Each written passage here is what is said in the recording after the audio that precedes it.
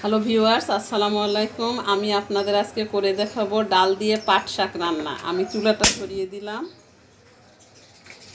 আমি এখন তেল দিয়ে দিচ্ছি 2 টেবিল চামচ, পেঁয়াজ দিয়ে দিব 1 টেবিল চামচ, রসুন কুচি 1 টেবিল চামচ।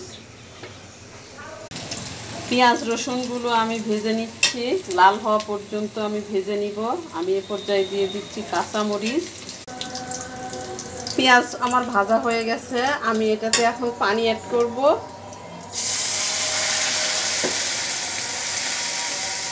পানি দিলাম, এখন আমি মশলা দিব। আমি আদা এবং রসুন বাটে রেখেছি, গুঁড়ো, মরিচের গুঁড়ো হাফ চা চামচ, ধনিয়ার গুঁড়ো জিরার গুঁড়ো হাফ চা চামচ, লবণ স্বাদ মতো।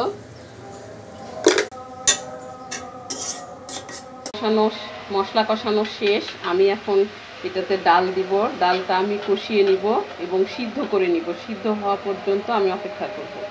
ডাল কষানো হয়ে গেছে, আমি এটাতে এখন পানি অ্যাড করতেছি। ডাল সিদ্ধ হওয়া পর্যন্ত আমি এখন অপেক্ষা করব। ডাল সিদ্ধ হয়ে গেছে, আমি এখন এখানে পাট শাক অ্যাড করব। তারপর পাট শাকটা সিদ্ধ হওয়া পর্যন্ত আমি চুলায় রেখে দিব। আমার পাট শাক এবং ডাল সিদ্ধ হয়ে গেছে, আমি এটাকে কষিয়ে নিব।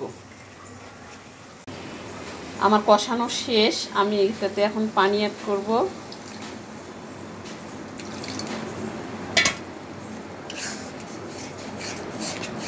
দিয়ে আমি করবো আরেকটু আমি সিদ্ধ করব করে। আমার পাট শাক রান্না শেষ। এরকম মাখা মাখা হইলে আমি একটা বাটিতে ঢেলে নিব। আমি এখন একটুতে ভাজা জিরার গুঁড়ো অ্যাড করতেছি। হ্যালো ভিউয়ার্স, আমার চ্যানেলকে বেশি বেশি সাবস্ক্রাইব করবেন। আপনার রান্না ট্রাই করে দেখবেন, যদি ভালো লাগে কমেন্টস করে জানাবেন।